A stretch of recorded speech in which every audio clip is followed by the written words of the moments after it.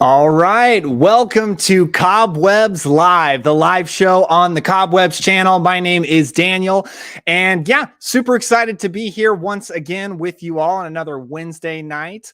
And we've got a pretty interesting show here tonight. We're actually going to be talking through the lineup at the Chicago Music Box Theater's Music Box of Horrors. It's a 24-hour horror movie marathon that they do in October.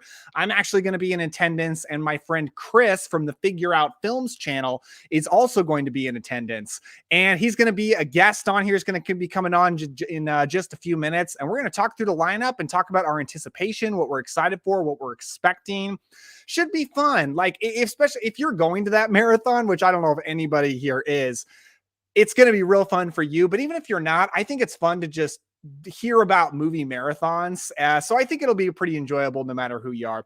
So let me go ahead and see who we've got in the chat. If you are here, make sure you hop into the chat. Let me know you're here. I see we've got about 5 people now, which is really cool for just starting out. Hop in the chat and let me know. Hey, Ben, how's it going, man? I'm going to have to go very quickly, but hopefully can get back before it's over. Hey, no worries, man. Life happens. For anybody that wants to spend an October evening hanging out with us, thank you so much. Really appreciate it. Oh my gosh, we got David from Film Collector Archive. Hey, gents. What's up, dude? Thank you so much for dropping in. I remember your first live stream when it was like a big subscriber milestone you had.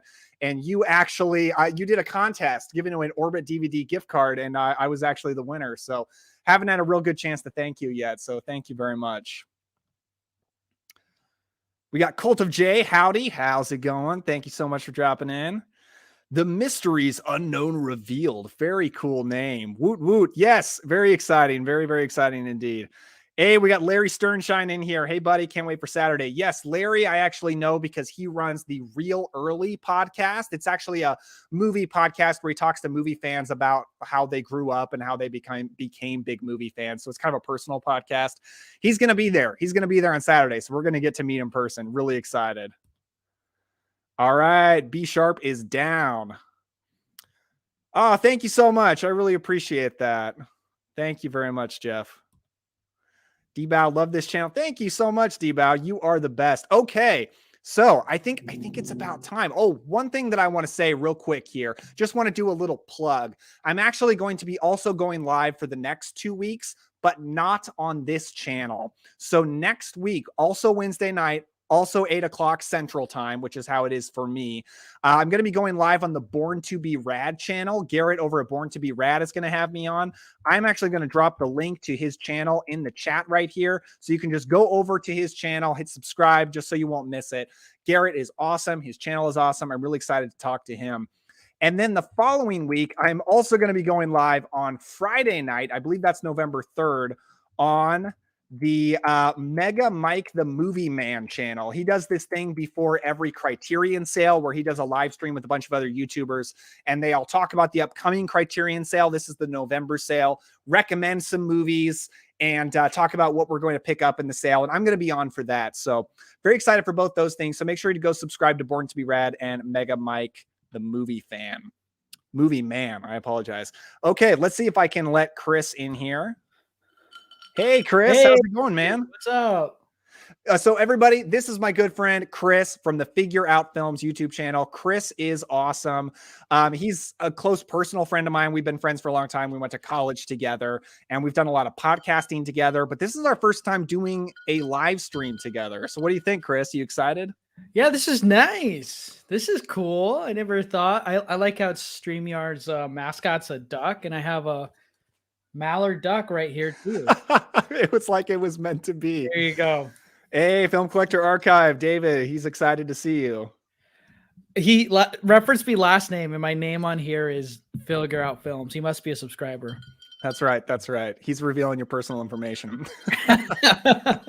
There we go. All right, man. Well, thank you so much for joining me on the channel. Why don't you go ahead and introduce yourself? Tell folks a little bit about what you do on the internet and what kind of a film fan you are.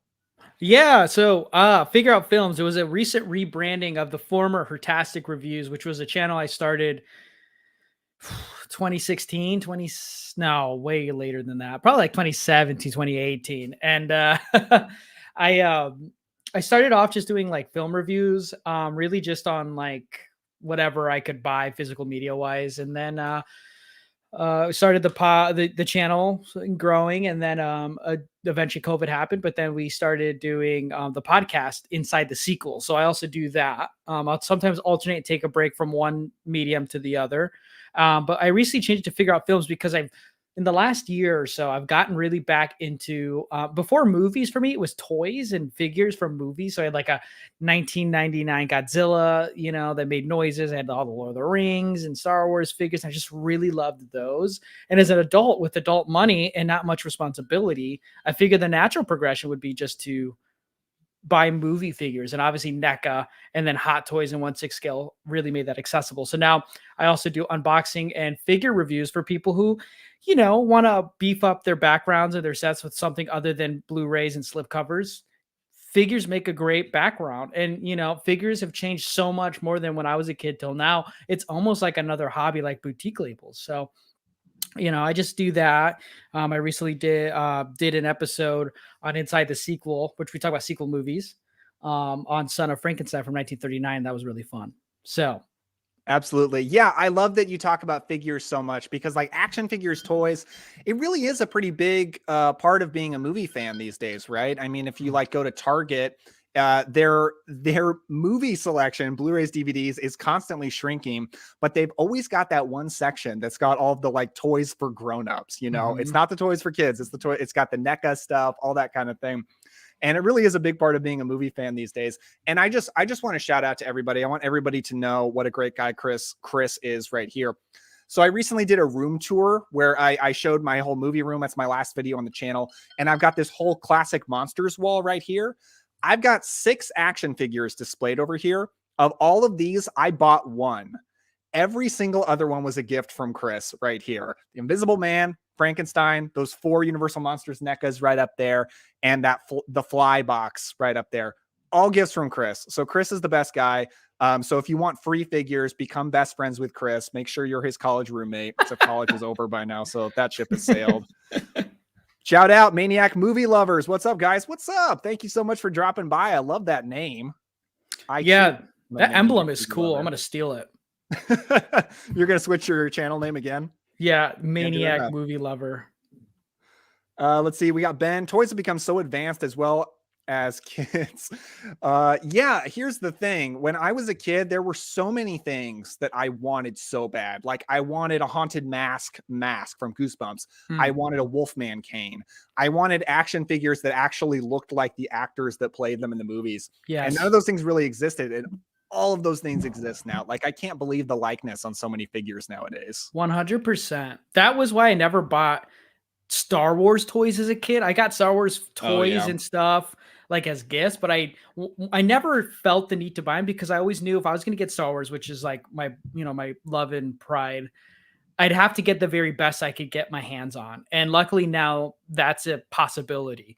So I totally get that, Daniel, with like figures. Some figures, like I meant to tell you, I was going to show you when you came, but I'll tell you now, the 1/6 scale Universal monster figures you have, like of the Wolfman and a few others, those are from Sideshow Collectibles from the early 2000s.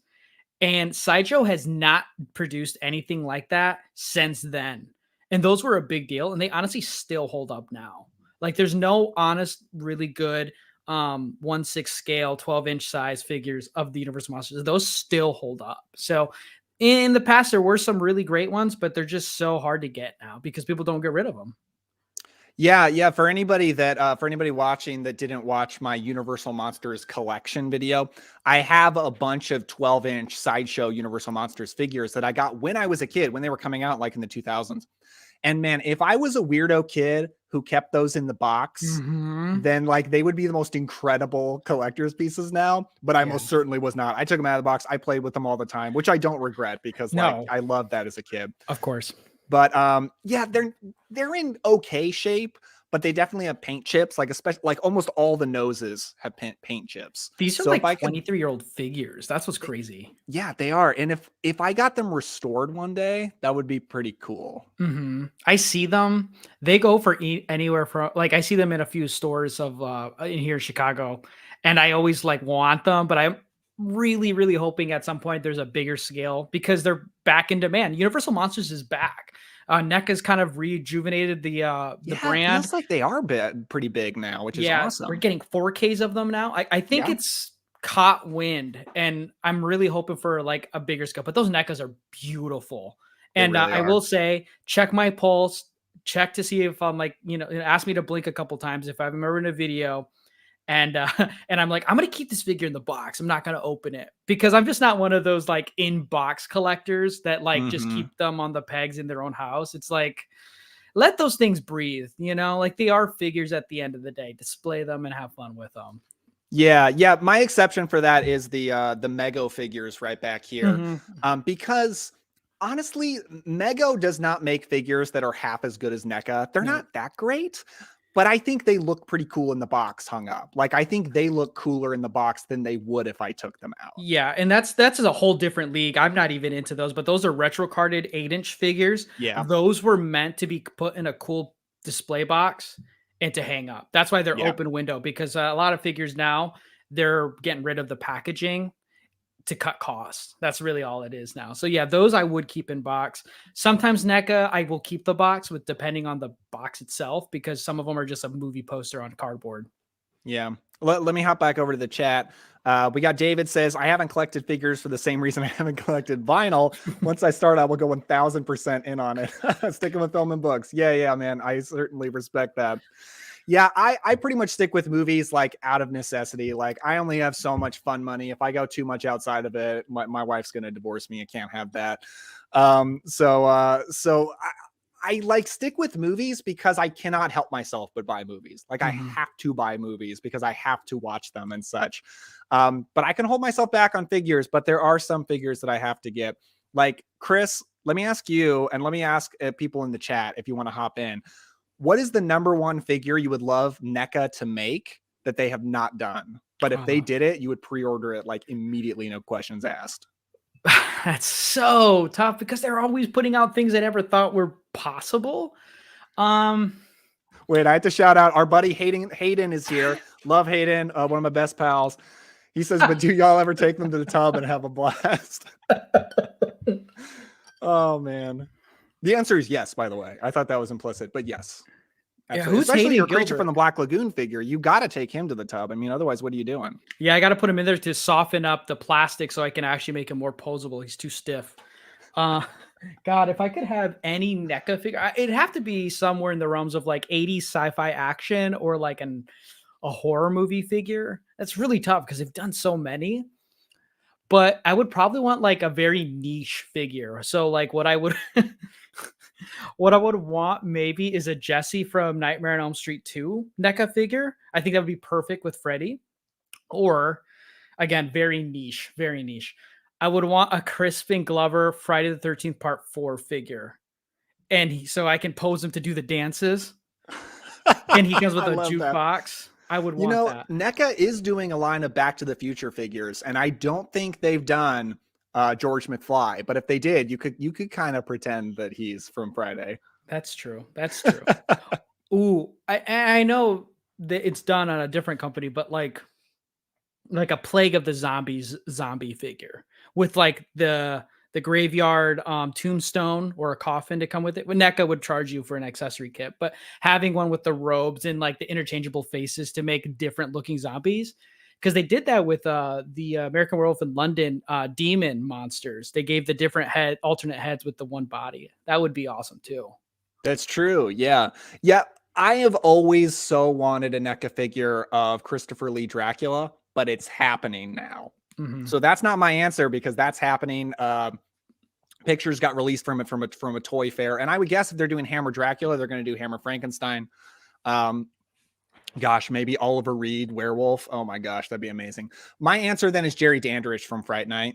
I want a NECA Oh, figure of Chris Sarandon from Fright Night so bad. I think that would be amazing because that's like the best figure for the whole different heads that NECA does. Like you could have mhm. normal Jerry, you could have mostly vamped out Jerry, and then you could have the most vamped out Jerry from the very end of the movie. And like there are your three heads. You can have different hands for how much claws he's got. It's so perfect for NECA. I want them to do it so bad. I agree. I love how NECA, because I mean it just goes hand in hand with boutique label collecting. NECA's put out, exclusive figures with like their Blu-ray sets. Like you got a Chucky for the Child's Play sets that they did. And I think they also did a not Barbara Crampton, Adrienne Barbeau figure for their Fog that eventually came out. It took forever for it to come. They'd done Tom Selleck or Tom Atkins figures, sorry. And I wish they did more of those. Like that partnership with NECA with their boutique labels would be so awesome. Of course, they'd be so broke if they did do that. Yeah, be careful what you wish for, right? Sometimes I wish for a lot of things and then they all come out at once and I'm like, well, I can't buy all those at once.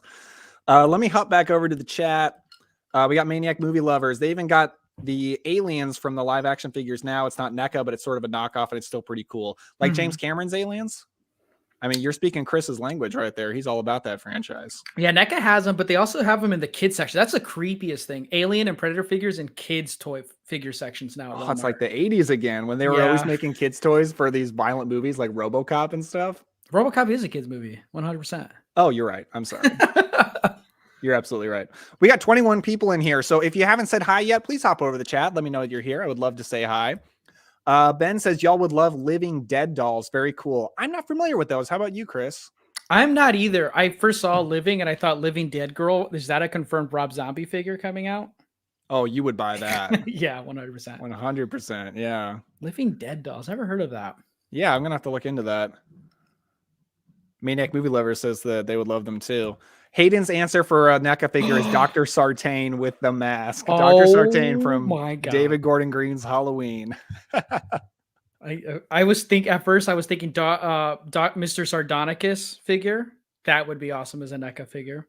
There should be like a if they do release that would, by the way, Cris, that's fantastic. If they did release Sartain, they should release a few editions where the box doesn't say Dr. Sartain, it says New Loomis. And if you get a New Loomis, like that's a real collector's item. Like that's going to go for a lot on eBay. Oh my God. Shout out Hayden Gilbert. He's a funny guy. Yeah. He also says his buddy has the Quint figure from Jaws, has never taken it out of the box. And I'm like, bro, take him to the sink at least. Get those boys wet. Oh my goodness. I'm in the water. Sharks in the water. They're doing the Universal Monsters, and I hope they do like more than just the main 7 or 8 Universal Monsters, because obviously they're doing Nosferatu and the original Phantom. Yes, which is very cool. I kind of want those. Yeah, I can't blame you. I hope they do a couple, like an Igor, Bela Lugosi would be amazing to have. Would be. I mean, I would just love to have like Colin Clive, Dr. Frankenstein. That would Abbott and Costello is a NECA figure. Oh my gosh. Now Hayden is going to go nuts. He would be so excited. He's all about those Abbott and Costello. D-Bow says they would say Fright Night as well. Right on, right on. I love this. Zombies Ate My Arm. Thank you so much for coming in, Zombies. Always love to see you here. Have they done a Peter Lorre Mad Love figure? If not, that is my pick. Oh, you are speaking my language. The Simp King. That's right. He kind of is. Yeah. Mad Love. We did. Chris and I think it was the last time we tried to do a 24-hour marathon just at home at my house. I believe we kicked off with Mad Love. Did we not? We did. And I am in oddly obsessed with that movie. I haven't told you because again, some of these conversations have been waiting to like talk to you while we're here nerding out at my place. But I've been wanting to buy Mad Love so often and waiting for it to get close to $11 like it used to be. And that's my number one Warner archive I want to buy. I'm obsessed with that movie. It just has so many actors I like. It's a really good story and the cover is gorgeous. Yeah, that's my favorite thing Warner Archive's doing right now is they're getting pretty good about putting out a lot of like 1930s horror, including this month they're putting out The Devil Doll, which is like, I think that's like the last pre-code horror movie that's not on Blu-ray that I've seen and really wanted on Blu-ray. So I'm pretty psyched for The Devil Doll. That's also a Todd Browning movie. One movie I mean to knock off my checklist before October ends is watching the original James Whale, The Old Dark House, I believe is what it's called. Oh yeah. See, that would be great for October, but if you don't get to it, I think it'd be a great November movie too. Because just atmospheric and not too scary, but just got that kind of cozy, spooky vibe. Cool. It just seems up my alley. So I want to check it out this time around. Yeah, it's a great time. D-Bow says, I need a Blackula and Eddie Murphy vampire as well. Okay, a Blackula figure, I think that would sell big. I think that would be great because he's got a great look. Eddie Murphy vampire from Vampire in Brooklyn. That's a bold take. I actually like that movie. A lot of people hate that movie. They think it's terrible. I don't think it's terrible. I think it leans into comedy too often because I think they feel like they have to because it's Eddie Murphy.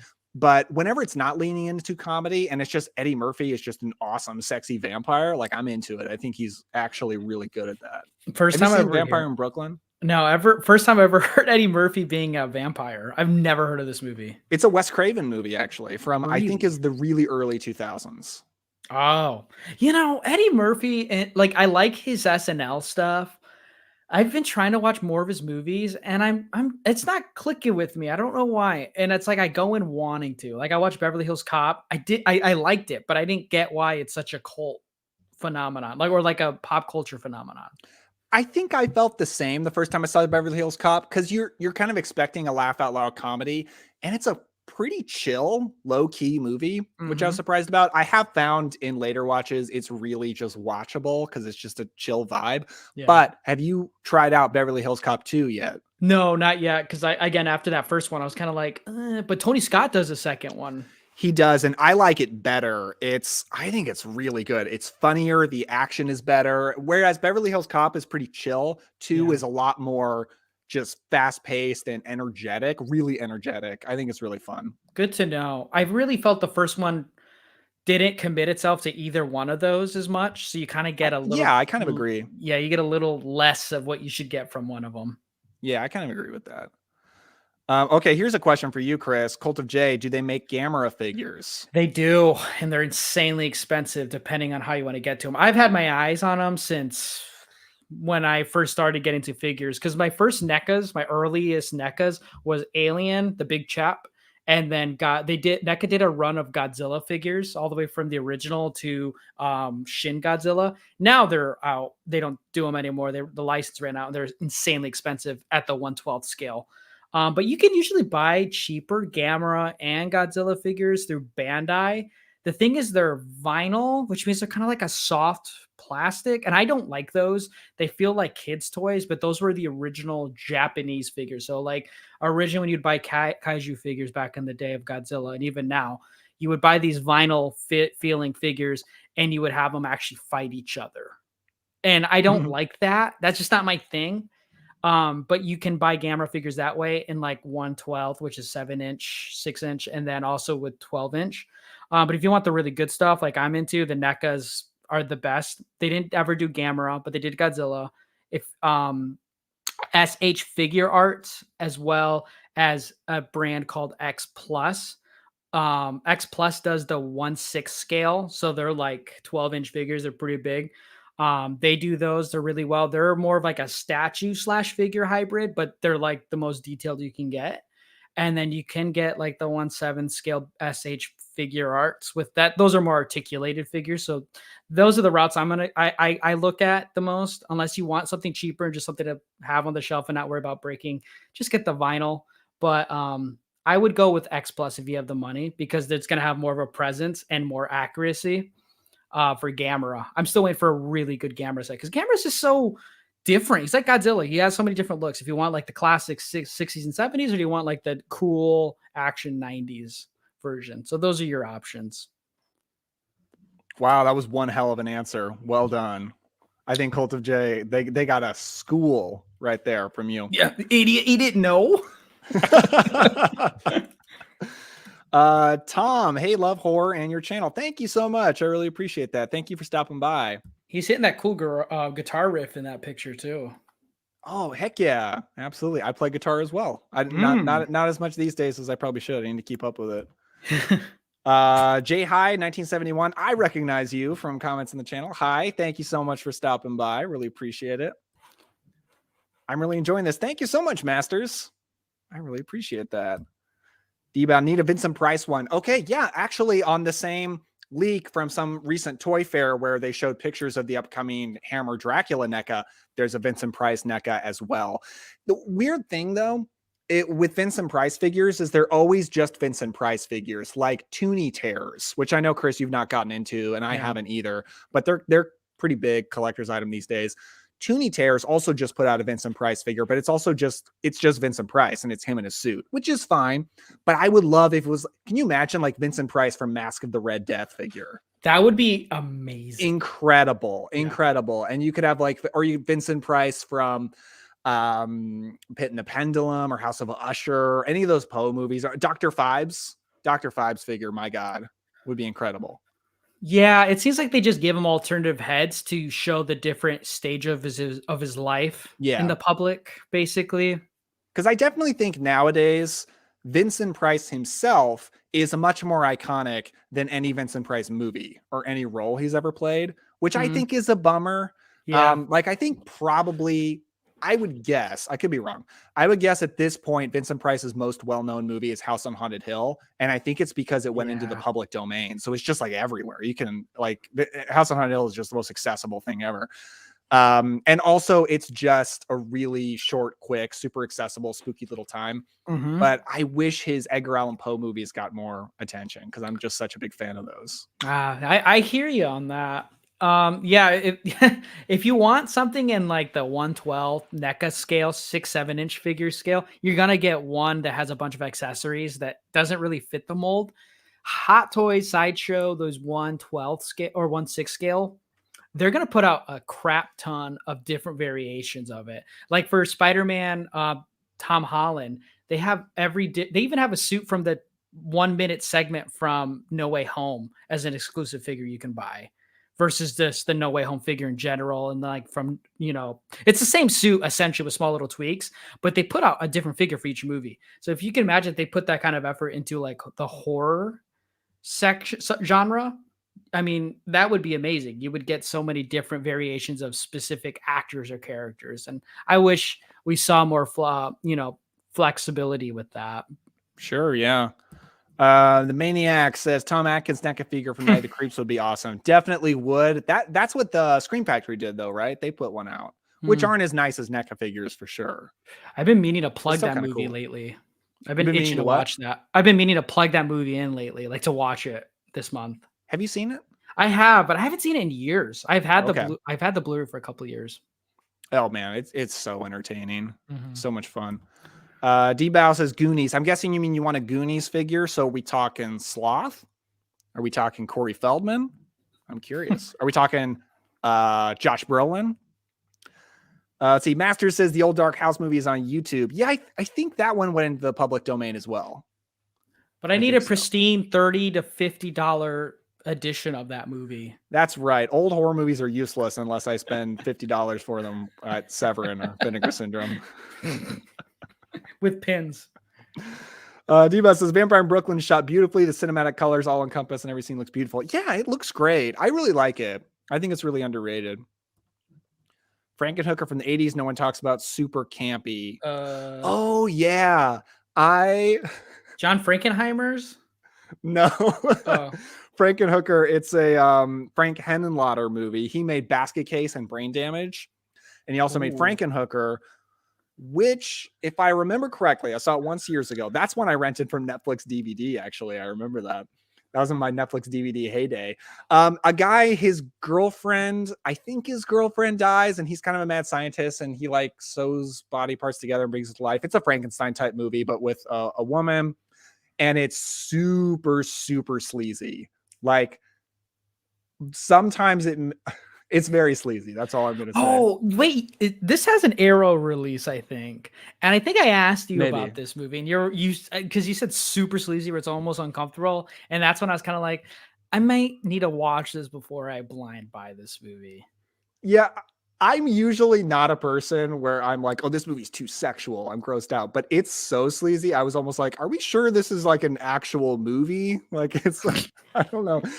Maybe I should rewatch it. Maybe I'm not giving it enough credit. It was a long time ago. Cheryl says, I love Dr. Phibes. Right on. Thank you so much for dropping by. Cheryl's Horrible Horror. That kind of sounds like a channel. If you have a channel, let me know. I'm curious. Tom says, thrill me. Absolutely. Masters, expensive horror. Oh, you gotta love it. You gotta love expensive horror movies. The most expensive genre in general. Oh yeah, for sure. Like occasionally I'll like go through a short little phase where I'm like, oh, I really just want to watch a lot of action movies, want to collect some action movies. It's always kind of short for me. I don't get into those phases a lot. but action movies are dirt cheap compared to horror movies because horror fans will always shell out the money. D-Bus says it's not bad at all. Yeah, I might be misremembering, probably. Okay, we got 24 people in here. Say hi in the chat if you haven't yet.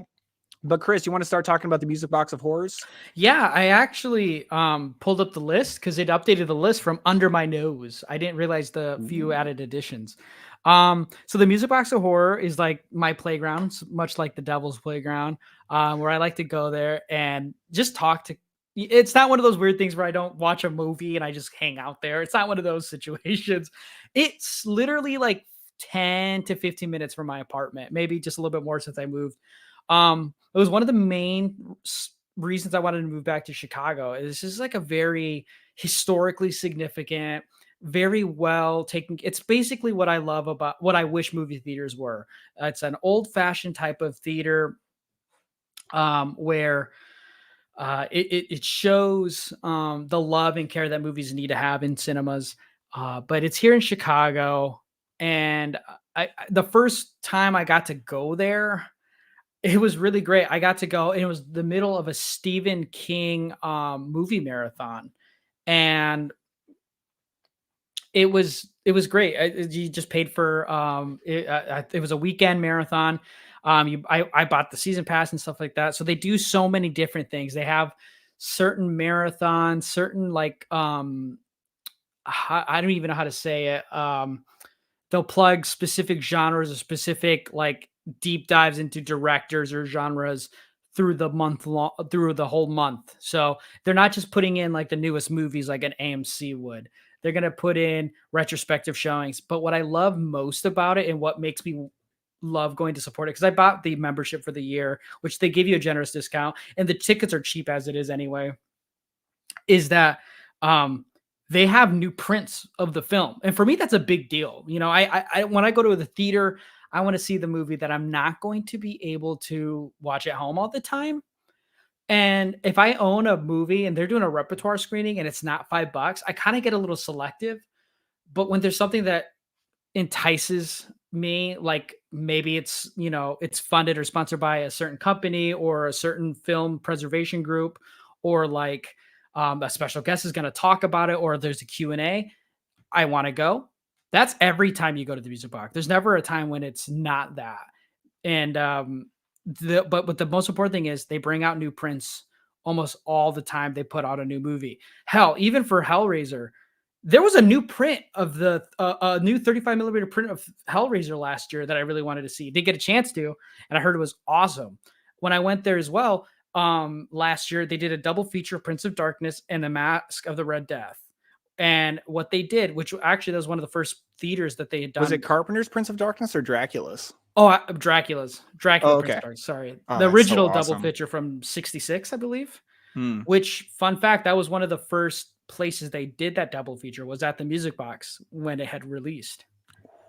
And they had history. Exactly. That's history right there. It literally is history. And they had new prints of those movies put together and donated by Joe Dante and another film director I can't remember, who had reels of the film and that they had in their own spare time restored.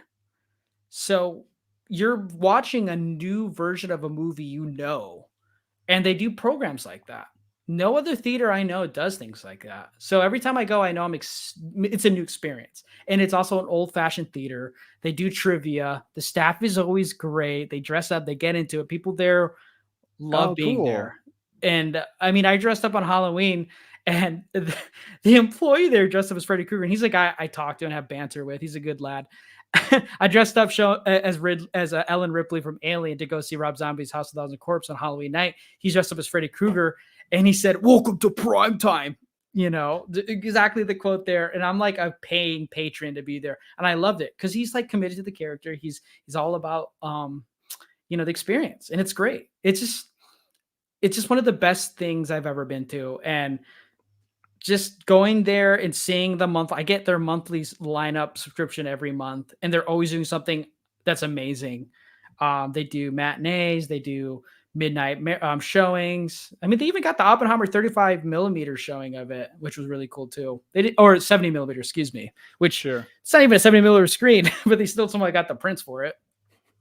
Well, that's super cool, man. I wanted to go to the Music Box Theater for a long time. For anybody who doesn't know, I do not live in Chicago. I'm fairly far away. I've been to Chicago a couple times, but never had a chance to go to the Music Box. I've heard about it for a long time, so I'm really, really excited to go. Really excited to go to this marathon. From what you've told me, the theater sounds amazing. Just want to shout out Masters has subscribed earlier today. Great in-depth coverage. Thank you so much. I really appreciate that. As you should. And thanks, dude. And Cheryl says, sucks living in a small town. My local theater shows the worst stuff. 3 weeks of Taylor Swift over Halloween. Yeah, I was just talking to a buddy of mine. I was like, why did Taylor Swift have to take over Halloween? Like, she can take over Thanksgiving. That's fine. I don't care if she takes over Thanksgiving. Why not just do that? I mentioned this to my wife, who is a big Swiftie. And she's like, well, October has always been like a big Taylor Swift month because that's when she's released so many albums, blah, blah. And I'm like, okay, like I get it. But Halloween has been ruling October much longer than Taylor Swift has.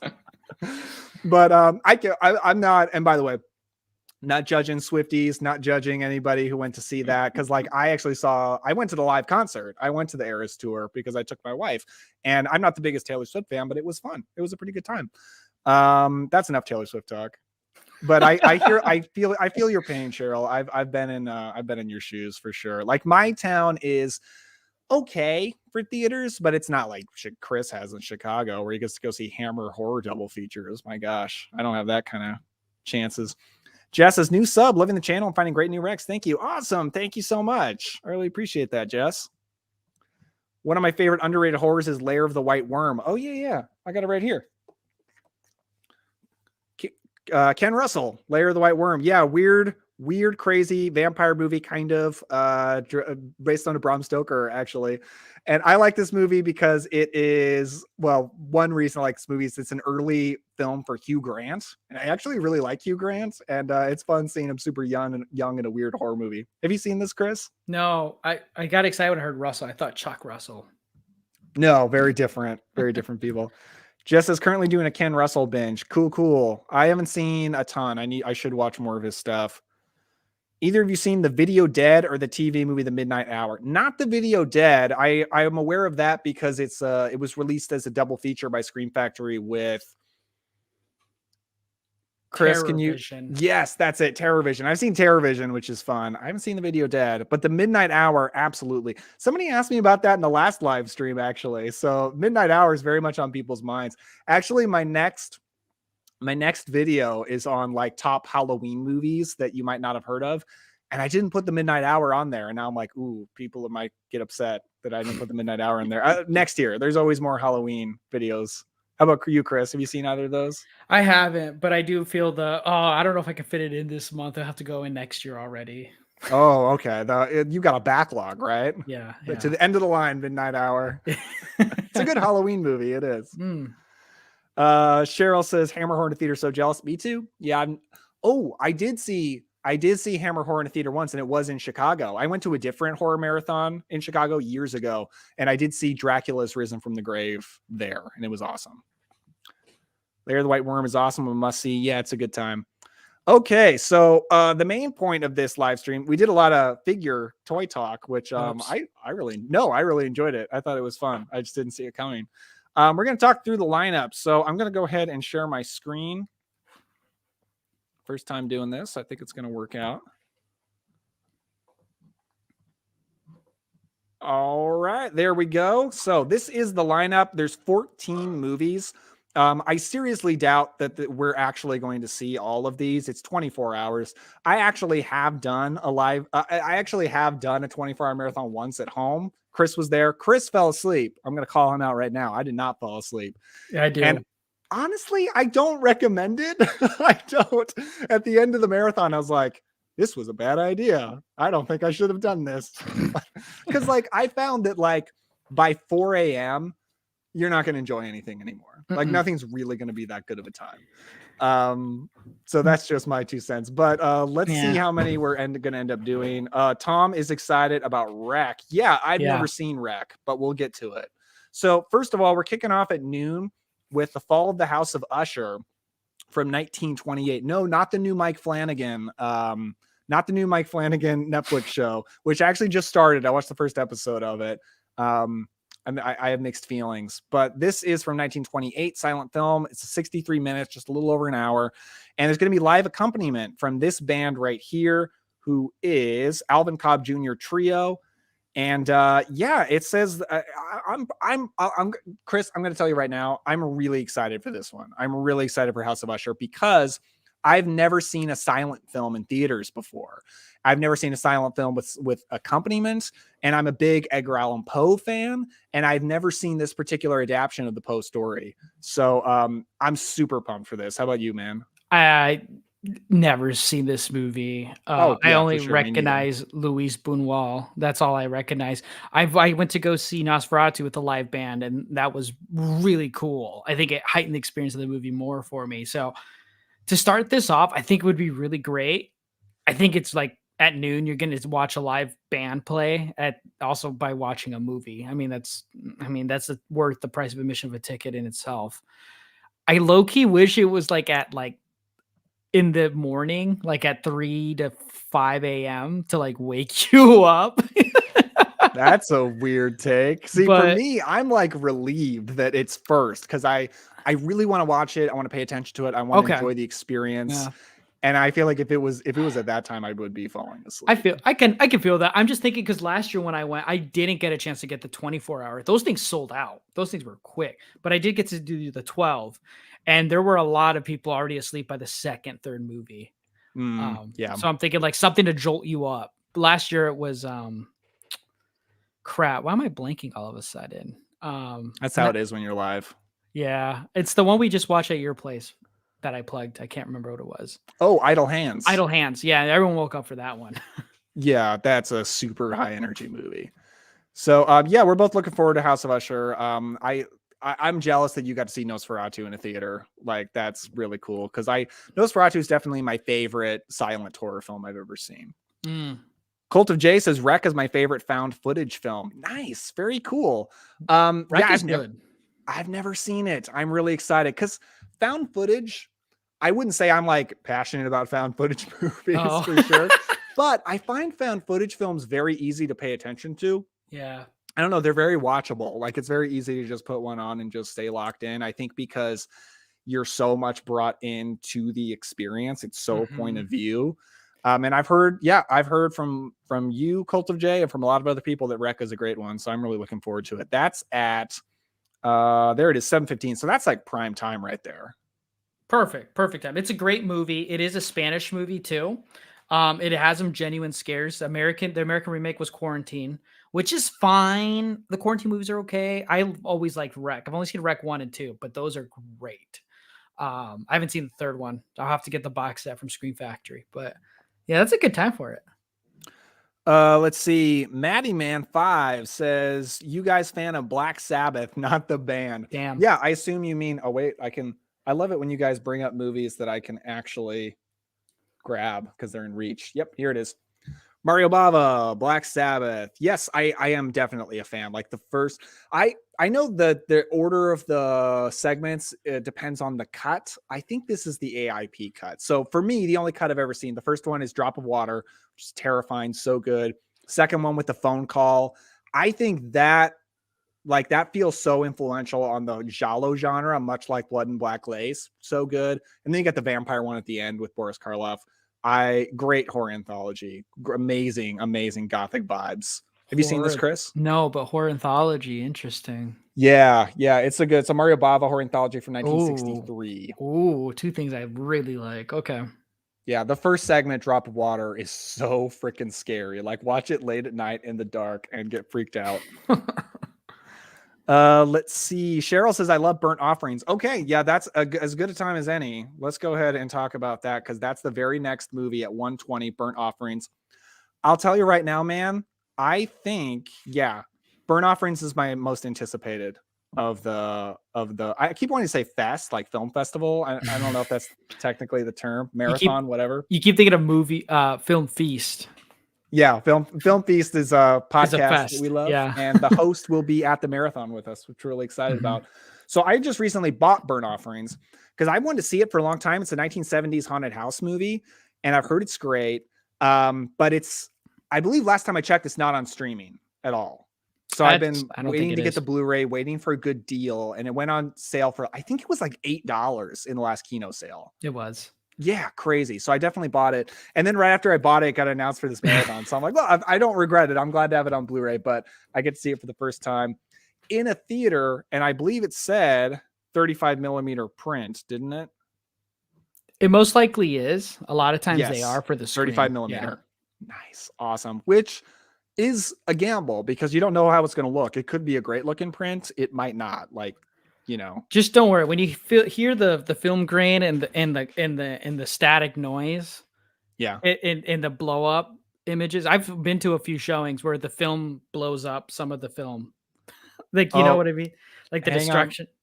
Sorry, I'm sorry to interrupt you. No, it's okay. But you know how like the film, like sometimes there's like bubbles that show up on the screen. Yeah. I've been to a couple of showings there where they do that. It kind of adds to the charm of it. So if it did do that, Yeah. I'll look at you and be like, nice. Oh, look at this. We got Garrett from Born to Be Rad. What's up, boys? Hey, man, thank you so much for popping in. Are you guys really going to do a 24-hour watch? We'll see. What we're talking about is we're going to a 24-hour marathon at theater. So we'll see how it goes. We'll see how long we last. Like, I went to a 24-hour marathon once at a theater before, and it was brutal. But I was also younger then. What was that? Like, I was like in my early 20s. This was now I'm the me. old age of 30. And I don't know that I can do it, but we'll see how it goes. We'll be with a bunch of friends, which I think will help. And it's a sold out theater. So the energy is going to be energy. It's going to be there. There's random people who just start talking to you and be like, whoa, what'd you think of that? And the last time I went, the crowd was great. And crowds are usually good. Yeah. So I might pass out in my seat. I might end up calling an Uber to take me back to your place. We'll see. I'm curious. Well, I'm going to make a video. So y'all will find out about how it's going to go. Let's see. Mark, is that Mark Warner? Is that, let me know if you're Mark Warner or not. Rec made me, he's a friend of ours, by the way. Rec made me sleep with the lights on and I was a grown-ass man. Right on. I'm pumped. No I'm shame. pumped. Did you catch the Dawn of the Dead in 3D last year at Regal Theaters? It was fantastic. I actually didn't, but it's funny you bring up Dawn of the Dead because I saw that also at the last 24-hour marathon that I went to. It wasn't 3D, but apparently theatrical screenings of that movie are kind of rare. And I did get to see it then. And it was fantastic because previous to that experience, I liked Dawn of the Dead. I thought it was good. But then after I saw it in theaters, I was like, oh no, this is like the best zombie movie ever made. And it shot up my list and I absolutely love it. Regal. Is that the one near you? Right? Is that Hollywood? Yeah. Theater? Is that Regal? Yeah. Which I don't like as a theater chain, but hey, they put out Dawn of the Dead in 3D. So that's cool. Yeah.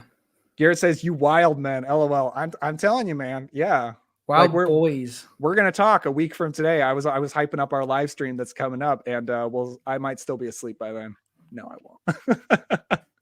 Burnt Offering is pretty fun, and man, that cast is something. Yeah, it's got Oliver Reed. It's got Burgess Meredith, Karen Black. Yeah, and it's by Dan Curtis, who is the guy behind Dark Shadows. Zombies Ate My Arm. I love the profile pic. I like Meatwad from Aqua Teen Hunger. Respect, man. Oh yeah, right here. Apparently on Tubi. Oh man, what is it on Tubi? Yeah, that must be new. I guess I don't think it was when I was checking before. What's not on Tubi? I'm pretty sure Daniel, Your Wedding is on Tubi as well. Yeah, Bird Offers maybe on Tubi. We have it in Canada. Oh, okay, cool. Oh yes, he is the mark of which we speak. How's it going, man? Thank you so much for dropping in. Really appreciate you. Who's this guy? Sir, can't wait. Yeah, me too. I'm super pumped, dude. That floating, moaning ghost. I'm guessing you're talking about Burnt Offerings, unless you saw a ghost behind me, which would be very cool, actually. Let me know if you saw a ghost behind me. Okay, so let's go ahead and see what's next in the marathon after Burnt Offerings, which is my most anticipated. 3:35 p.m., we've got Ozone. The cool thing about these movies we're talking about here is I'm definitely going to see these, unless we pop out to get some food and miss something or whatever. All these movies I'm going to see. These movies, we'll see how it goes. So Ozone, I don't know anything about this, man. 1993. It's 83 minutes. That's literally me after eating a whole Little Caesars pizza by myself. I can confirm. It's a VHS to digital projection. So Hell this is a VHS movie. That's actually kind of exciting because I've never the the Mahoning Drive-In, which is a drive-in theater that I love, and I got to go there once. They do a VHS fest every year where they project VHSs onto the screen, and I've always thought that would be interesting to see. So yeah, Ozone. This is, let's see, Eddie Boone is a cop with problems. Namely, his city is overrun with zombies. Okay, it's a zombie movie. His partner has gone missing, and he was recently injected with a new street drug called Ozone. Is Boone doomed, or is he just a pawn in the plans of the mysterious cult known as the New Order? This is the prequel to Captain America: New Order. That's going to be coming out from Marvel soon. Let's see. Action, horror, Wonderland of Your Wildest Dreams. This sounds crazy. Shot on video movie. Man, I have not gone deep into the whole shot on video genre. So this is gonna be pushing me out of my comfort zone. Like Burnt Offerings, perfectly in my comfort zone, like very easy thing for Daniel to get into. This is gonna be weird, and I'm really looking forward to it. Dude, I because of Skinamarink, I've kind of grown into watching these really shitty PCP kind of, crappy PCP films. That's okay, man. I'm like Garrett. I'm a G-rated. Well, I'm G-rated. I'm not a superstar like him, but but it's like I kind of grown an appreciation for this type of filmmaking. I used to think it was lazy or kind of niche, but I don't know. You can put some really crazy stuff on film when it's in this kind of format, and this image alone, I'm pretty excited for it. Oh, shoot. We got a super chat. This is my first super chat ever. Maddie Man Dodge. Thank you so much. Wow. I really appreciate that. Channel is growing. Should do memberships. Damn. Yeah, you're right. I'm bad about making moves like that. I should. I need to figure out how that whole membership thing works. It's all, this YouTube thing is a learning curve. But thank you so much, man. I really appreciate that. That is, you are. I'm gonna have to write that down in some kind of a log or something. That Maddie Man 5 Dodge was my first super chat ever. Captain's log for sure. Captain's log. Bro, that's literally me though, just chilling on this chair talking about a really crappy movie and saying it's actually one of the best movies ever made. Absolutely. I love that image. Justin Badger says, "No, I got a crazy knock knock joke. You go first." That's my favorite knock knock joke from it's from American Werewolf in London. Say knock knock. Is that Garfield with a teacup on his head? You're so good at paying attention to these avatars because I'm not doing that at all. It might be Garfield. Chris is a huge Garfield fan, so if so, like he's a big fan. Mm-hmm. Who's there? I've never had somebody try to do a knock knock joke in the chat before. That's great. Tubi had a VHS version of Day of the Dead streaming recently. Oh, that's interesting. The best Romero. You must be a big George Romero zombie movies fan. For sure. If he doesn't have that second sight, Dawn of the Dead, though, I'm judging. Absolutely. Dude, yeah. Burnt Offerings is fantastic and scary. Sweet. Because, I mean, it's going to be in a theater. So if it's ever going to scare me, it's going to scare me there. Didn't Burnt Offerings, isn't there a remake of that movie? Of some kind? That I know of. Oh, I'm thinking of Deadly Blessings. Sorry. Is that I don't think Deadly Blessing has a remake. I love Deadly Blessing. Did Wes Craven do something like that? Deadly Blessing is Wes Craven. Oh, I think I just get those two mixed up. Burnt Offering and Deadly Blessing. I don't know why, but I get those mixed up, I think. I think they're very different because Burnt Offerings is a haunted house movie, and this is kind of a cult movie, kind of a supernatural movie. It's kind of difficult to nail down because it's so weird. I think because really Blessing and Offerings seem similar to me. Yeah, it's all religious. You know, it all reminds you of your Catholic upbringing. Still to this day, Catholic guilt. It follows you everywhere. I apologize to the cashier when I'm buying a figure every time. I'm sorry. I know I should have been donating this. Ben says I lived in Garfield County the first 18 years of my life. Chris's heart is in Garfield County. Oh my god. My favorite president's James A. Garfield, by the way. Oh, absolutely. His politics are so good. I have no idea what his politics were. I think he got assassinated. Did he? Oh man, somebody shot Garfield. Is it okay for us to be laughing about this? This is probably wrong. Tom says, I am a big fan of the George Romero Dead films. Awesome. I still only seen the first 4. I haven't seen Diary or Survival. I just need to get around to those. Oh, first 3 films you're specifying. Yeah, I don't really like Land of the Dead either. I saw it once and I was not a big fan. Jess, also a lot of Burnt Offerings love. Not a lot of Ozone love. Who's an Ozone fan? Okay, so let's go ahead. That's literally me, dude. That's gonna be my new profile picture. I swear. This guy's a YouTuber. All right, let's see. Oh, we got actor James Black in attendance for a post-film Q&A for Ooh. Ozone. That's pretty cool. That'll be really fun. I'm excited for this one, man. At 5:40, we got The Convent, which is a Mike Mendez film from 2000. I actually never heard of this movie before they announced it. It's in 35 millimeter. I think it's a convent, so some kind of Catholic religious horror. I think it might be something to do with witches, and I'm a big witch fan, witch movies. Let's see. Nothing much ever happened to the St. Francis boarding school for girls until one fateful night in 1959 when young Christine calmly walked into the school's basilica. Is that something Catholic? I don't know. Maybe Chris doesn't know. Leveled her sawed-off shotgun and blasted the unsuspecting nuns. Oh my gosh. Burning down the building afterward. Flash forward to 40 years later, and a group of young college kids break into the abandoned school to raise hell. Unfortunately for them, hell is exactly what they raise when they encounter a group of inept Satanists intent on summoning Satan. That sounds really, really fun. Oh, it says its initial inspirations from Night of the Demons. Oh, it's got Bill Moseley, dude. Shit. Oh, shoot. Oh, That's dude. okay. Bill Moseley that's king. That's a king right there. Like, I would do anything for him. Check out the chat. Our buddy Nathan Jones is here. I'm just stopping by in the bathroom at a friend's place. Specifically poops with Nathan Jones.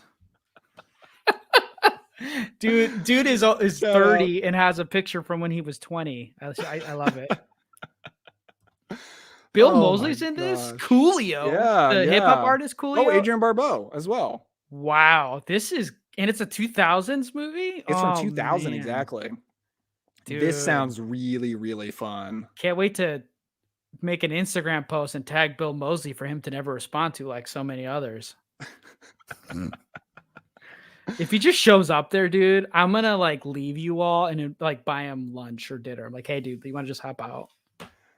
Let's see. We got Zombies. A. Arm says The Convent is also pretty fun. Mike Mendez is a director who's almost always going to give you a good time with his films. Yeah, didn't he do Eight-Legged Freaks, which I actually haven't seen, but I think that's Mike Mendez. I think he also did I think it's called Don't Kill It or Don't Kill Me, but it's with Dolph Lundgren. And he's like he's trying to hunt down this demon. That's a pretty fun movie. I think that's him as well. Oh, Cheryl also says Bill Moseley is the man. Absolutely. There's a rumored NECA of him from House of Thousand Corpse that I'm eyeing constantly. I need that. I love this guy so much. He's debatably, for me, one of the best living actors for me. That would be a good NECA figure, too, because you could switch out the heads pretty easy with makeup, without the makeup. Mm-hmm. Tom is also a fan of Creepshow. Absolutely. Love Creepshow. I love George Romero. I'm with you there. Elric says The Boys. Absolutely. We're here. Thank you so much for dropping by, Elric. Okay, so yeah, we got The Convent. I'm really, really excited for that. And then 7:15, we got Wreck. Yep. That movie's only 78 minutes long. It's nice and short. But it's scary, dude. I'll be right next to you if you get scared, if you need me to hold you. Yeah.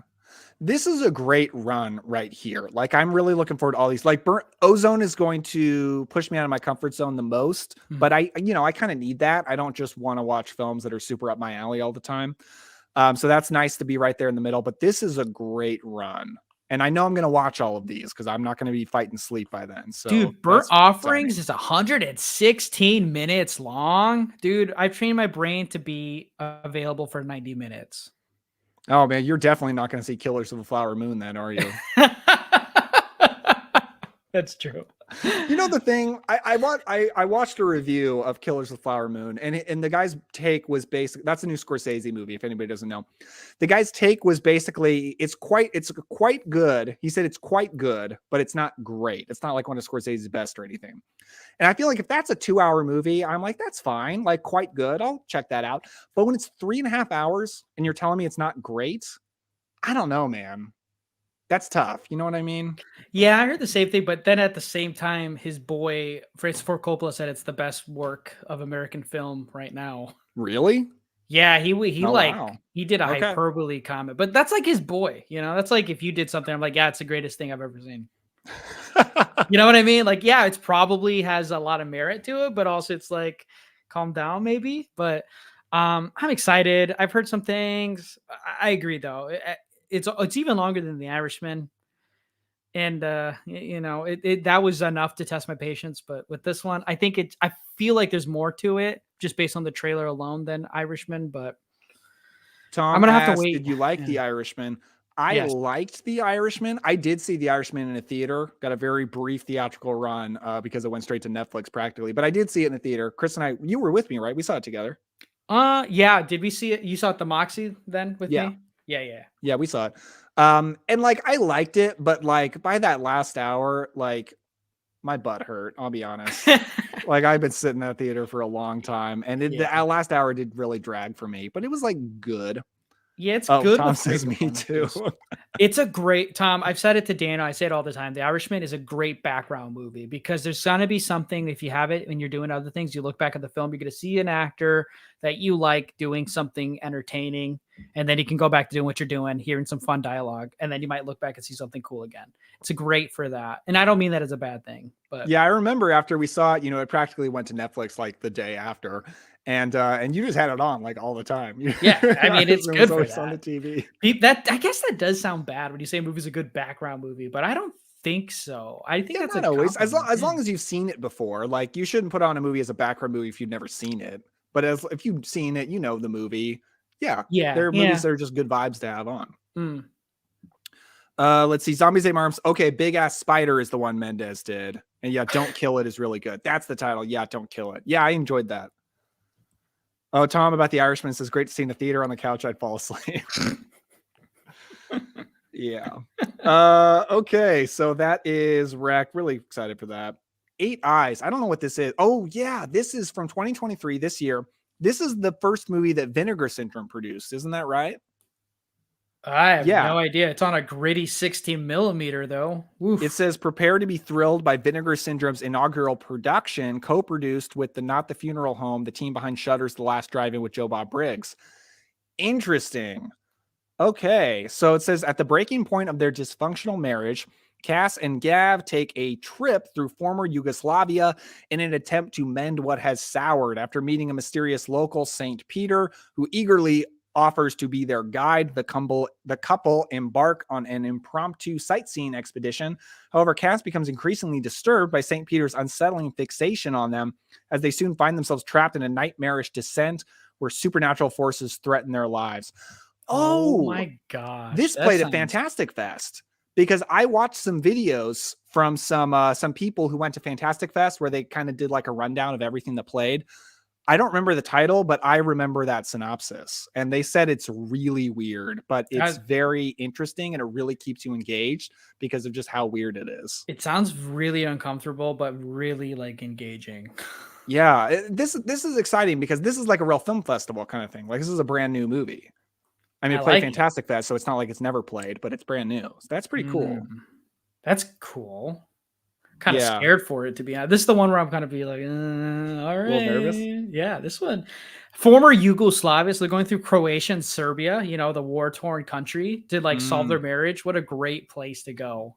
Yeah, it should have good atmosphere. And it's like the most modern movie on this list, too. Yeah, it's brand new.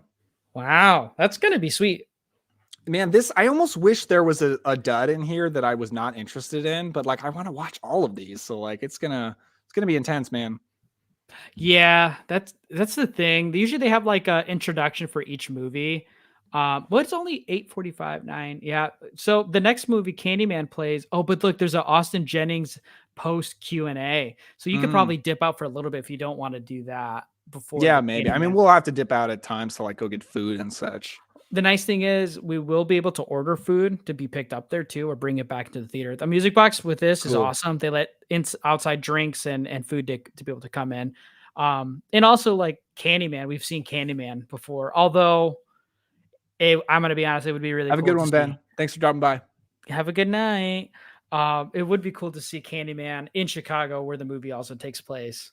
Yeah. Even cooler if we drive to the south side of Chicago where the movie took place as well. If you also if we dip out at 11, I'm gonna want to go to bed. So like we gotta stick it out. And like I love Candyman.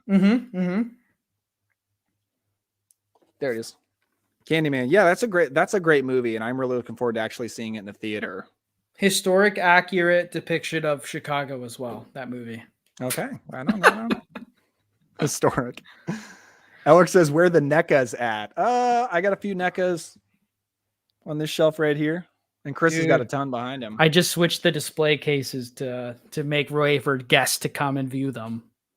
Yeah, Chris, if you want to see a lot of NECA stuff, check out Chris's channel, Figure Out Films, for sure.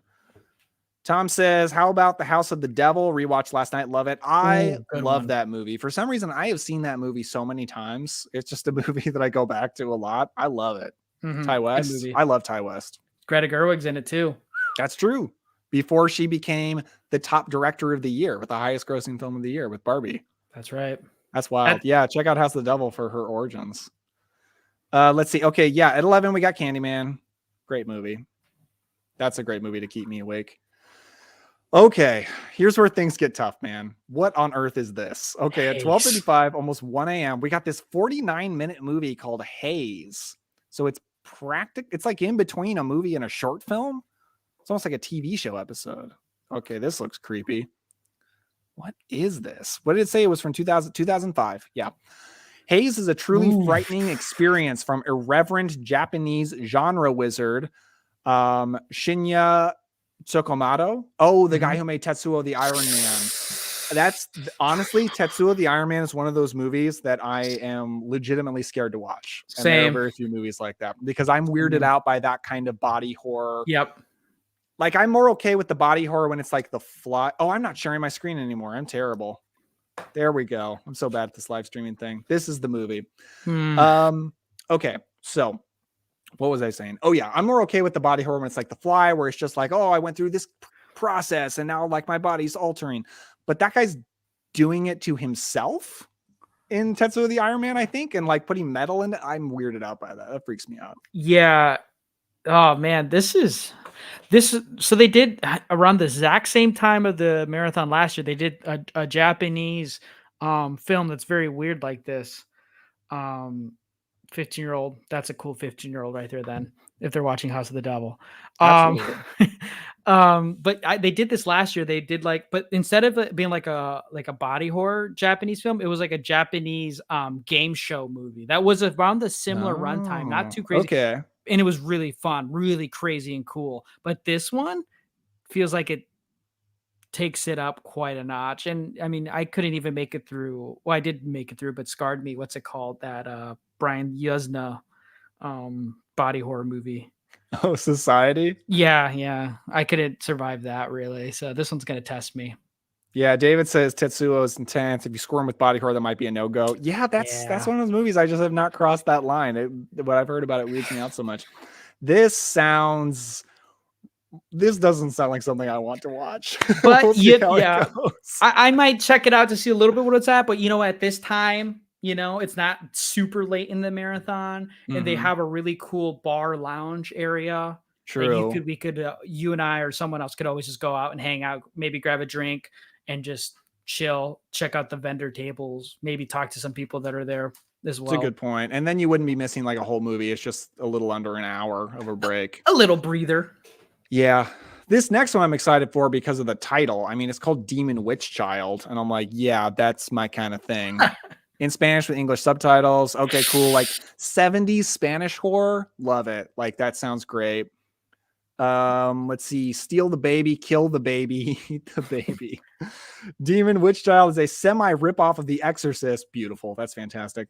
From Spanish exploitation czar, that guy that features two of our favorite things: senior citizens trashing the inside of churches. Yep. Okay. And children eating other children. After an old witch commits suicide, kind-hearted Satan transfers her soul to the body of a young girl named Susan. Okay, you know what? That's where I'm gonna stop reading. This sounds like a movie that's never been put out in the public eye until this kind of thing happens. Which they did last year with one movie too, but it was kind of a chore to get through. Oh, Zombies A. Marm says he did the Blind Dead movies. I have still not seen the Blind Dead movies. I've got to get on that. I don't know what those are. They're zombie movies from the 70s, Spanish movies. I've heard they're slow and dreamlike, but the atmosphere and the gothicness of them is really great. I think that's generally what I've heard. They sound good. They sound up my alley. This sounds really fun. Like this sounds like something that's going to keep me awake at 1:50 a.m. Oh boy.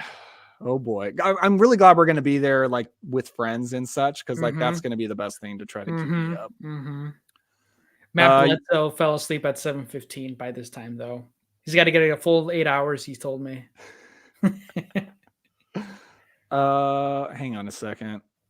So, Okay, so that's a different director. Okay, I was checking to see if that's the same director that David's talking about. He says you need to check out the Carlos Enrique Toboado box set from Vinegar Syndrome. It's aces. Okay, cool. I'm not really familiar with that.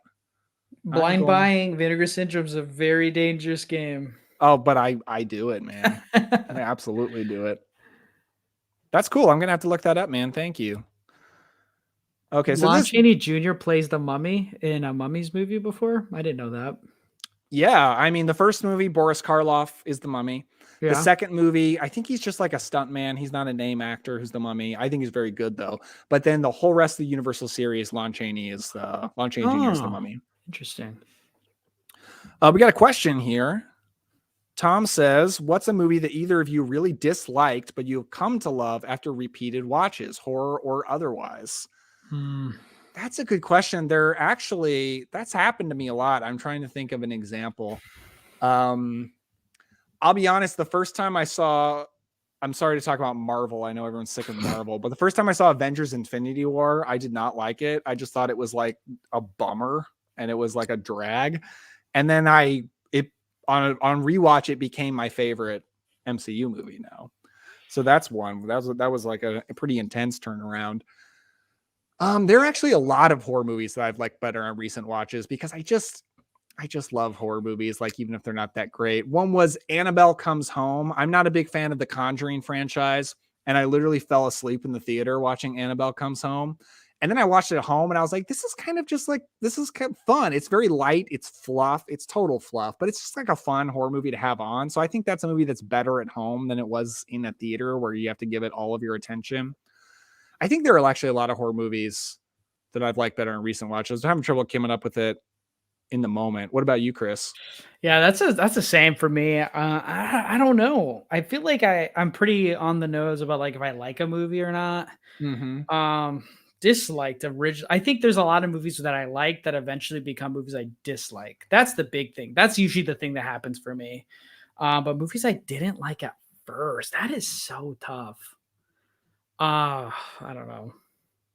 Tom says, I think he's talking about Annabelle Comes Home. Watched that with my daughter, and it's a lot of fun.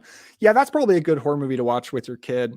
I mean, I don't know how old she is, but I don't know. Maybe it sounds really. It's the only thing I think of right now, and it's very much stretching it. But maybe the original Friday the 13th. I oh, never okay. really liked that movie as much, but I mean, now it's the point. I don't mind watching it that often. Yeah, it's funny because I would usually just skip it after my first time watching it to just the second one because I just love the second one so much, and then moving on from there. But now I feel less obligated and more wanting to watch the first one and then the second one. I guess just to cop out. No, I understand that because that's another one where you would watch the first Friday the 13th. And I think especially watching it today compared to so many other great slasher movies and not having that super iconic character of Jason Voorhees, really, it feels just kind of slight and like a little bit slow. Mm-hmm. But it is just, and it's a good vibe movie. Like it really is like a good atmosphere movie, and the characters are pretty likable. I can totally understand liking that one more on rewatch for sure. Mm-hmm. Oh, we got Jess says, bye guys, I'm off to hike the Great Wall of China. Oh my gosh, that is unbelievable. Scary. Congrats and have fun for sure. I love to go on a hike, and that would be an incredible place to hike. That's so cool. Tom says, thank you for a great live stream. Enjoy the marathon. Gotta go. Thank you so much for dropping by, Tom. Really appreciate you. Thanks for chatting. Bye, Tom.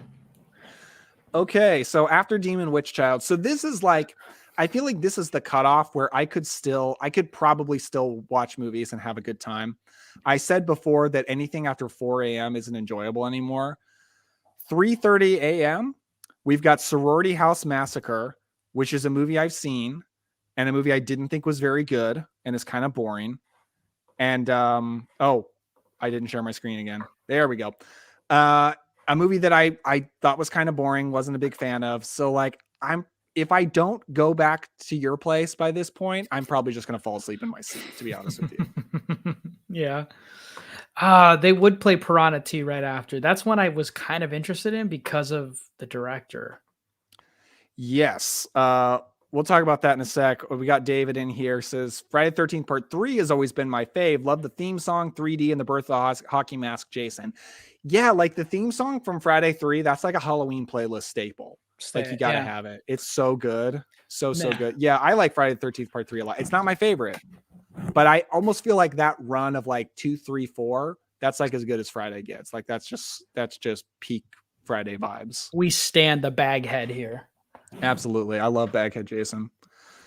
Zombie Day Marv says Piranha 2 at 5 a.m. is definitely a choice. I know. I wish it was a little earlier to appreciate. To like, it saved me buying the Scream Factor if I fall asleep and don't watch it.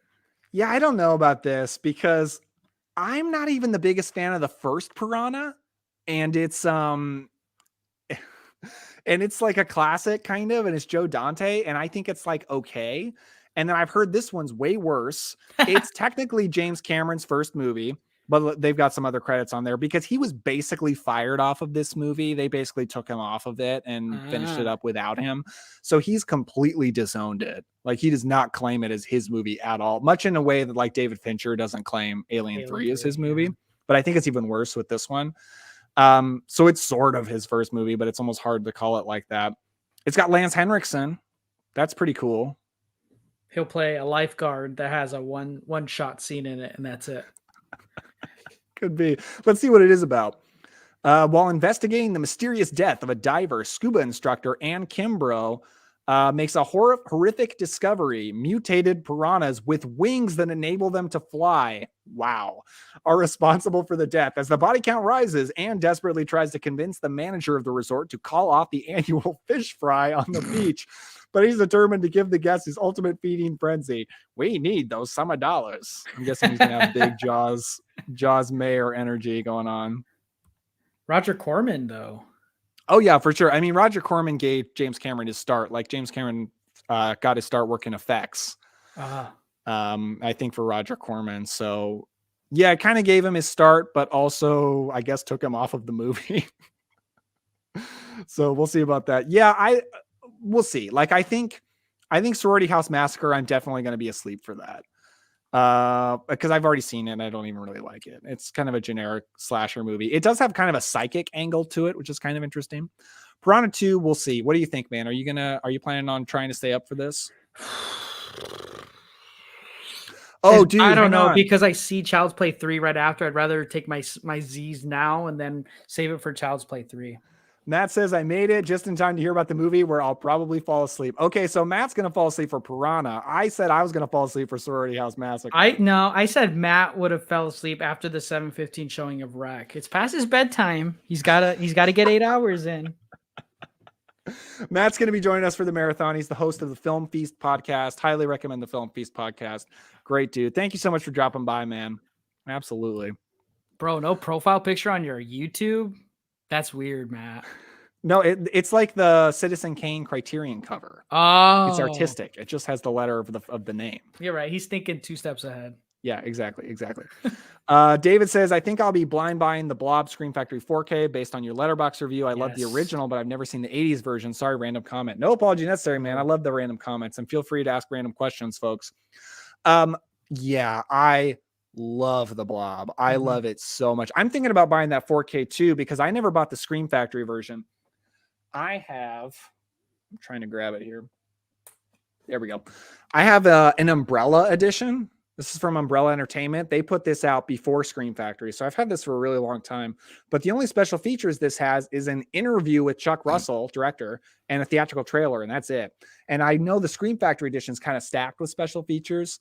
So I'm like, okay, so it's a special features upgrade, and now it'll be going from Blu-ray to 4K. So I think that's pretty justifiable upgrade. So I think I'm going to get that too because I love that movie. Cris, you're a big fan too, right? Love it. I think I put it as one of my top 25 80s movies as well. In that, I did too. Yeah, that movie is amazing. As a blind, I mean, I saw it for the first time at one of Daniel's birthday marathons. It hits. It's a great movie. I actually I have a poster on eBay to sell, so I can buy the 4K myself. Oh, sweet. Right on. Yeah, I hope you enjoy that, David. I like the original. I think it's pretty fun. As far as 50s sci-fi movies, it's definitely not one of my favorites. But I think the 80s one is way better personally. I think it's a big step up.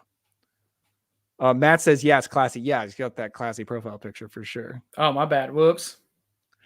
Zombie says, I would take a nap through Sorority House Massacre and Piranha 2, come back for Child's Play 3 or Frailty. Exactly. I think that's a pretty good idea. I think that's probably what I'm going to end up doing because I absolutely have to come back for Child's Play 3.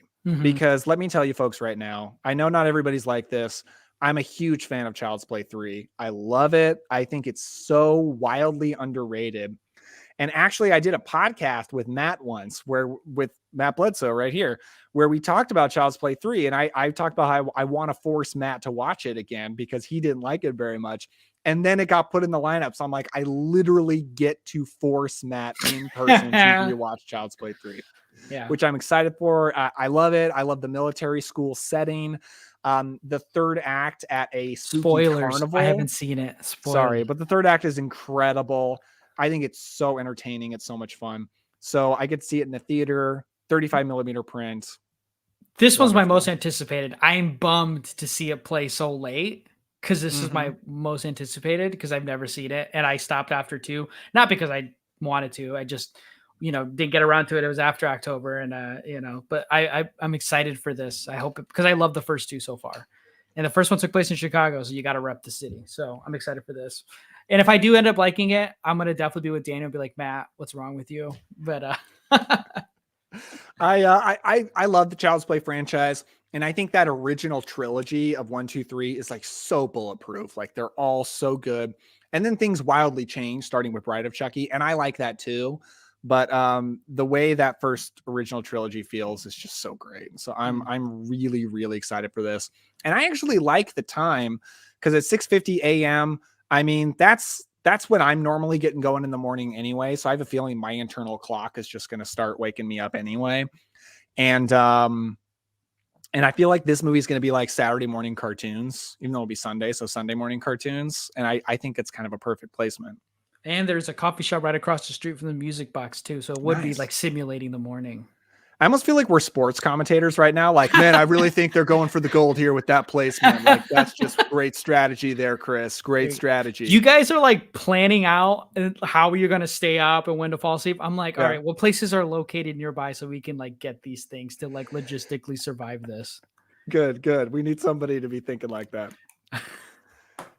We got Jeff in the house. Jeff says the Changeling 1980 is very atmospheric and frightening. Dude, I love the Changeling. I'm a huge fan. Chris, have you seen the Changeling? Nah, I kind of got bored and hopped off. Wait, really? You started watching it and bailed on it? Yeah. What is wrong with you? That movie is so fantastic. It's got an amazing George C. Scott performance. It's got a horrific opening. Like, talk about an opening that punches you in the face. Yeah, I get it. What's wrong with you? I am in the early stages of plotting a very elaborate and I think exciting top haunted house movies video, and the Changeling will be discussed. I'll tell you that right now. Okay, so Child's Play 3 there at 8:35 we got Frailty. Here's the thing. Is Frailty a good movie? Yes. Do I think I need to share my screen. Is it a good movie? Yes. Is it a movie that I think I'm going to want to watch at this time after the brutal experience that we've been through? I don't really think so because it's very dark, very serious. And I think especially after Child's Play 3, it's not the vibe I'm going to want. I almost think this is going to be a good time for us to like go out for breakfast. I've never heard of this movie. Oh, okay. So it is the directorial debut of Bill Paxton. And I think it's his only movie he's ever directed. And it's starring Bill Paxton. He's one of the stars. And basically what it's about Matthew McConaughey. And he's, a grown man, but he's looking back on his childhood with his brother and his dad, who's Bill Paxton. And Bill Paxton says one day, I can't remember if he says an angel or God, but he says like an angel or God appeared to me and said that we have to go fight demons. And like, this is our calling. So they spend like these boys' whole childhood kidnapping and murdering people. but the boys are taught by the dad that like this is what God wants, because these are not people, these are demons. So then he's an adult and he's looking back on it, and then he doesn't believe they're demons anymore. He thinks he had this horrible traumatic childhood where he was forced to murder people. And then the question is kind of like, were they demons or not? So it's pretty interesting, and it's a good movie, but I don't know. I don't know that I'm going to want to watch it at that time, because it's so dark and it's so serious. But if you haven't seen it, like maybe we should stay, because like maybe you'll want to watch it. Maybe. That's crazy though. Like to plug that so late. Yeah, I think that would have been, I mean, And I don't 100 minutes long too. Not to complain about runtimes, but geez. yeah. Like I don't want to bump off like Eight Eyes or Wreck or anything, but I feel like if you're going to play Frailty, these would have been one of the times. Mm-hmm. It seems like a really weird time. Yeah, it's almost like inviting you to fall asleep during Piranha 2 and Child's Play 3. Yeah, almost. And I'm not falling asleep with Child's Play 3. I'm going to be the one. I'm going to be the weirdo who's there, who's like, I don't care about Frailty. I want to watch Child's Play 3. Yeah, dang. They do their the marathon for this was completely different to like the kind of tone we set for our 24-hour marathon planning. They have Casper playing at the very end. That would have been like the first movie we would have played in the morning. Oh, we'll get to that. But hang on, we gotta acknowledge Elric's comment here. Says the best way to wake up at 4 a.m. is Vampiros Lesbos. Okay, I don't know if you're referencing something I've said before, like on a podcast, or I don't know if you were there too. But when I went to a 24-hour marathon in Chicago, and it was at the Patio Theater, I did wake up around 4 a.m. to Vampiros Lesbos. They played that around that time, and I woke up to it. And I never seen a Jess Franco movie, and I'm just like seeing women dry hump each other with like a foggy haze going on. And I'm like, what is happening? And I fall right back asleep. And that's like all I remember of that movie. Is this the marathon where I fell asleep during most of like the, like where we went to see Return of the Living Dead and then they played? That was different. That wasn't a 24-hour marathon. This one I went to see with our buddy Seth. And that was my pre-Cris days. I didn't know you at that time. Oh, dude, who's Elric? How does he know where you were at 4 a.m.? I don't know if it's a weird coincidence, or I think I've told that story before, so he may have heard me say it on a podcast. I don't know. Boy, that is Seth. You didn't know? Oh, that would be amazing if it was. It is Seth. Elric is Seth. Oh, it is a Blade. Oh my gosh, yeah. It's a Blade Runner picture. Why is he called Elric? Is that the character from Blade Runner? Nah, dude, Elric's from Full Metal Alchemist, his favorite anime. And then he has his favorite movie as his profile. It all adds up. I cannot believe I didn't realize. I pieced it after the first one, and the name sounded familiar on my live streams. Oh my gosh, that's our buddy Seth, who I went to that marathon with, and I was there in the theater with when Vampiros Lesbos came up. Well done, man. You fooled me. Y'all be watching these type of movies in public? Crazy. Oh gosh, Zombies AMRM. Oh god, Jess Franco 4 a.m. is basically forcing me to fall asleep. And I just remember waking up like once or twice and just seeing Vampiros Lesbos and then falling back asleep. Yeah, it was a brutal placement for sure. And they also played at like, I think it was around like that Child's Play 3 slot, like around 6 a.m. They played Blood and Black Lace. And that's a good movie, but come on, man. I fell asleep through that. Like 6 a.m., Blood and Black Lace, get real. I personally would plug in Burn Witch Burn at 4 a.m. That's a great movie. You're wrong about that movie. Okay, so we got one more. We got one more to talk about here. The closing one, Casper, 1025. Now, some people out there might be like, oh, like I don't need to see this kids movie. Like that's kind of time to go. I am more excited for Casper than almost anything else here. Like, I love Casper. I love it. It is a staple of October. I've loved it since I was a kid. And I've literally been like holding myself back all Halloween season not to rewatch Casper because I want to watch Casper during the Halloween season. And but I'm trying to save myself for this theatrical screening because I love this movie. I mean, it's the perfect 90s kids movie vibe. That's exactly what I grew up with. I was exactly the right age at the time. It's so comforting. It's got Christina Ricci. It's got Bill Pullman. It's so good. I'm so excited for this. But if we leave before this, then no, we won't. Oh. We're watching Casper. I'm watching Casper. You all can leave if you want. I will be there watching Casper. Daniel will be walking the streets of Chicago, sleep deficient after watching Casper, trying to get back. Very sleep deficient. Absolutely. Absolutely. I haven't seen Casper. I'm not even kidding. Since I was a kid, like Oh, since you were in for such a treat, man. like I haven't seen like I think I saw an episode of the animated Casper show. Okay. Like more Matt says, recent I'll than stay even and watch that. Casper. Yes, dude.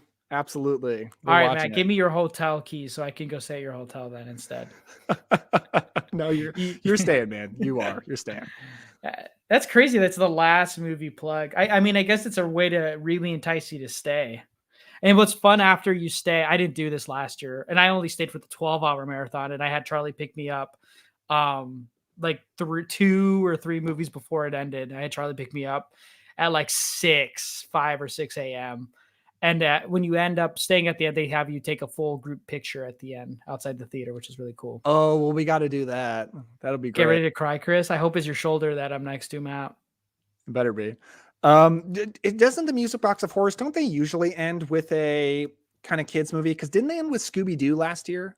I can't remember, honestly. think They they might did. have.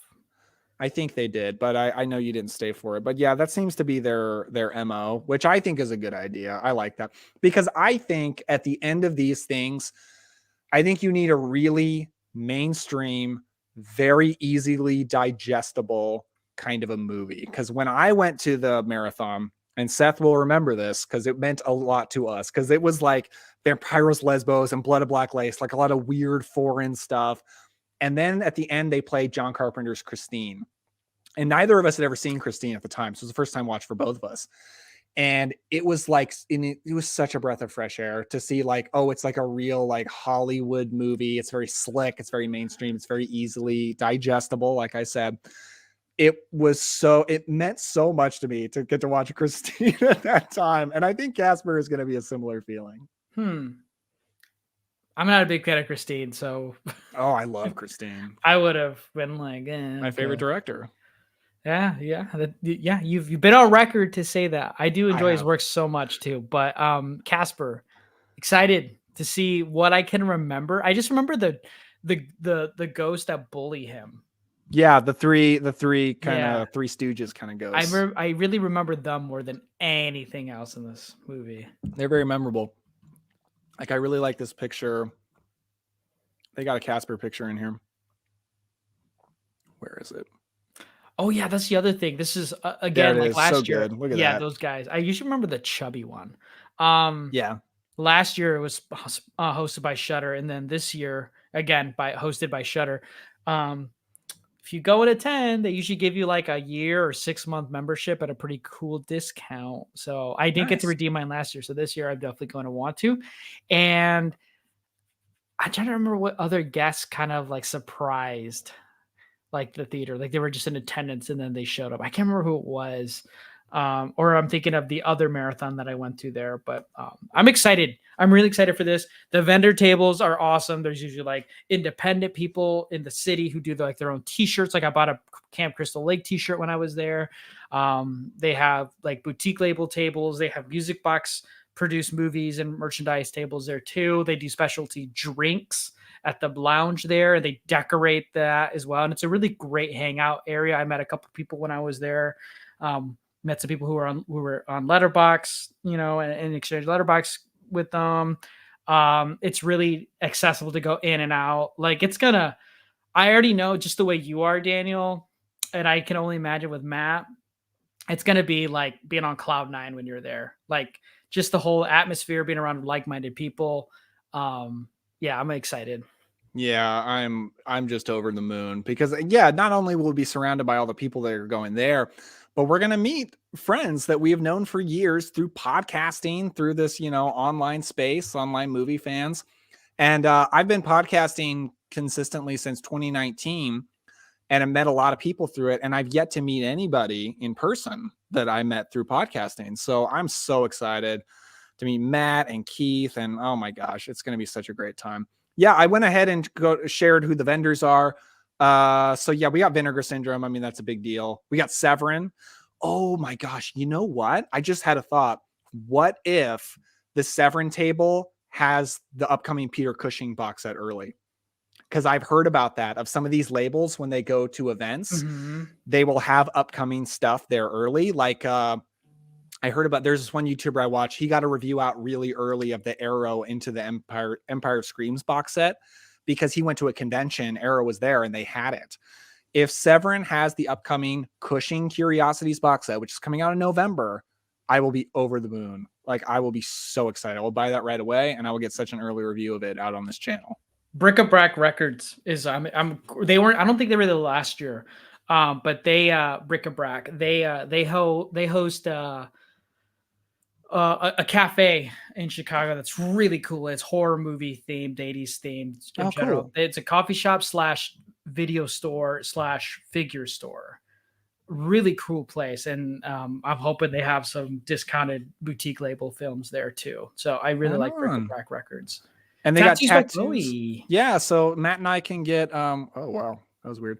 Okay, Matt and I can get matching tattoos. Is Matt inked? Because I'm not, and I'm scared. I'll be peer pressured into getting a tattoo. You know who is inked is Nathan Jones. Hey, he's back. How's it going, Nathan? Thank you so much for dropping by. Yeah, this is a really exciting group of vendors. There's a lot of vendors I'm not aware of. Pretty spooky handmaids. That sounds really fun. I'm so excited to just walk around and hang out. It's gonna be awesome. Yeah, and it's a good area near Wrigleyville, so really walkable area, really cool. And it's all sold out, so good thing we got our passes. Wow, even the half marathon is sold out? That is insane. Yeah. I got mine like a couple days before. Is this like, oh, okay. Wow. I mean, it is a couple days before. No, tomorrow will be a couple days before. Yeah. Wow. You know, wouldn't it be embarrassing if we did this entire stream and then we hadn't bought our tickets yet, and then we scroll down and we're like, oh, it's sold out? Guess we're not going. Bro, I was at work waiting anxiously because a couple teacher friends that I have will be there as well. And I was like yelling out the hall, like, hey, like, are they up yet? And they're like, no. And I'm like, they're live. And we just like bought our tickets instantly. That says we might need to talk about the matching tattoos, although you might be able to talk me into it after not sleeping for 24 hours. No, seriously, don't worry. I'm not that kind of a person. You guys, everybody watch this channel knows, I'm sure I do have tattoos, but I plan them meticulously, very far in advance. I have no spontaneous tattoos. I'm sure I never will in my life. So that's not going to happen. Don't worry, man. Damn, Matt. I thought you were real. Yeah, excuse me. Could you do a Garfield tattoo at this horror marathon, please? And then he tattoos James A. Garfield. And you're like, oh, that's not what I meant. Just looks like Nathan Jones. Okay, man. Well, this has been fun. Looks like participation has dwindled quite a bit, but we're down to 14. So thank you so much for the last 14 who have stayed on. If you have any last minute questions that you want to throw in, anything that you want us to talk about, I'm certainly willing to stay on. If there is anything left to discuss, but I am very excited for the lineup, man. I think it's a great lineup. There's a lot of stuff in there I haven't seen, which I'm really glad about, because I would not want to do this if I was watching just a bunch of movies I already seen before. That would not be enough to keep me going all day. But there's a ton of stuff I've never seen. Like, look at this. They don't play a movie I've seen until Candyman. I haven't seen any of this stuff. That's really exciting to me. And then at that point, I've seen Child's Play 3, Casper, and Sorority House Massacre. And yeah, so it's mostly all going to be blind watches, which is really, really exciting. It's a very top-heavy lineup. I like it.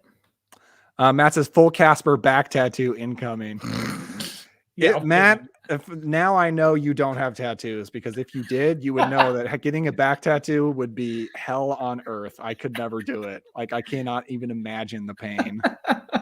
I can't even imagine. Oh my goodness. Nathan says, I'm going to fight Cris later this month. Stay tuned. That's gosh. Everyone seems to want to fight me on the internet these days. Man, I can't believe it. No.